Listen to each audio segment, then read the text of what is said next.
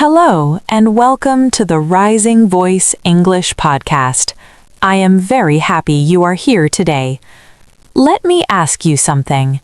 Have you ever wanted to speak English, but you stopped yourself because you thought your grammar was not perfect? Maybe you thought, my grammar is bad. I might say something wrong. People might laugh. If you have felt this way, you are not alone. Millions of English learners feel exactly the same. But here is the truth. You do not need perfect grammar to communicate in English. You only need 3 things: simple words, clear ideas, and the courage to speak. Today we will explore how you can communicate in English confidently, even if your grammar is not perfect. So relax, take a deep breath, and let's begin. Part 1. The fear of grammar. Many English learners believe something that is not true. They believe they must learn all grammar rules before they start speaking. Because of this belief, many people wait. They study. They read grammar books. They watch lessons, but they do not speak. Weeks pass, months pass, sometimes years pass, and they are still afraid to speak English. Why? Because they are waiting for perfect grammar. But language does not work that way. Communication comes first. Grammar improves later. Think about children. When children learn their first language, they do not study grammar. They listen. They observe. They try to speak. Sometimes their sentences are not correct, but people still understand them, and slowly their language improves. Adults can learn in the same way. You do not need perfect grammar to start speaking. You only need to start. Part 2. Communication is the real goal. The purpose of language is communication. Language is a tool. It helps people share ideas, thoughts, and emotions. Imagine you walk into a cafe. You want coffee. You say, "Coffee, please." Is this sentence perfect grammar? No. But does the barista understand you? Yes. And that is what matters. Communication happened. The message was clear. In real life, people often use very simple English, short sentences, simple words, quick communication. For example, "Good morning. How are you? See you tomorrow. Thank you." These phrases are simple, but they are powerful. They help people connect, and that is the true purpose of language. Part 3. The power of simple English. Many learners think they must use big words and complex sentences to sound intelligent, but simple English is often the most effective. Simple language is clear. Simple language is easy to understand. Even professional speakers use simple English when they want to communicate clearly. For example, instead of saying, "I would like to inquire about the availability of this product," you can say, "Is this available?" Both sentences have the same meaning, but one is much simpler. Simple English is not weak English. Simple English is strong communication. When you use simple words, people understand you faster, and confidence grows. Part 4. 3 simple sentence patterns. If you want to speak English without worrying about grammar, you can start with 3 simple patterns. These patterns are used every day in conversation. Pattern 1. Subject plus verb. For example, I work, I study, I travel, I learn. Very simple, but very clear. Pattern 2. Subject, verb, and object. Examples: I drink coffee. I read books. I watch movies. I learn English. Again, simple and clear. Pattern 3. Subject, verb, and place. Examples: I work in an office. I study at home. I live in a city. With only these patterns, you can express many ideas. And once you feel comfortable, you can slowly add more words and more details. Part 5. Why mistakes help you learn. Many learners are afraid of mistakes. They think mistakes are something bad. But mistakes are actually very powerful teachers. Every mistake shows you something new. Every mistake helps your brain adjust and improve. Think about learning how to ride a bicycle.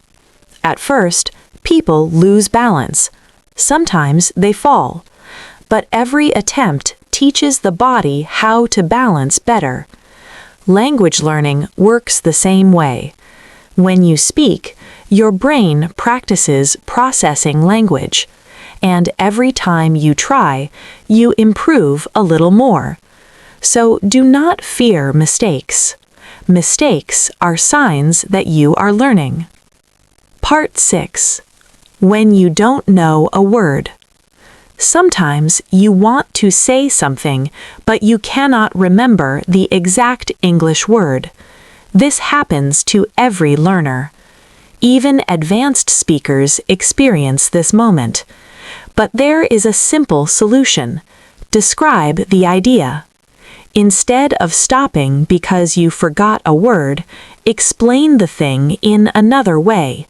For example, if you forget the word refrigerator, you can say the machine that keeps food cold.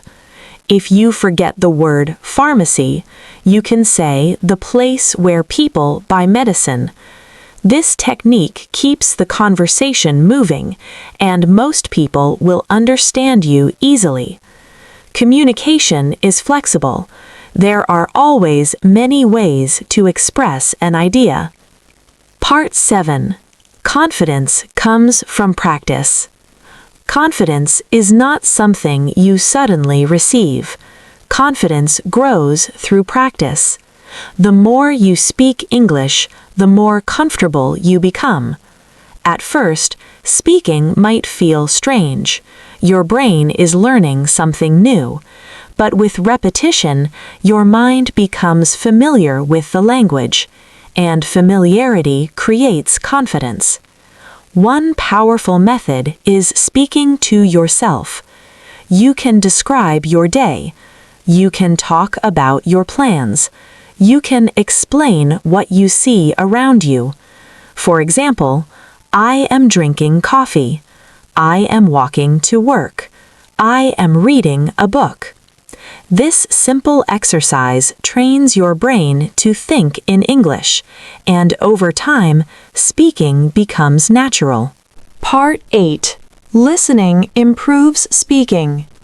Listening is one of the best ways to improve your speaking ability. When you listen to English, your brain absorbs patterns. You hear pronunciation. You hear rhythm. You hear how sentences are naturally formed. Podcasts are excellent tools for this purpose. You can listen while walking, while commuting, or while relaxing.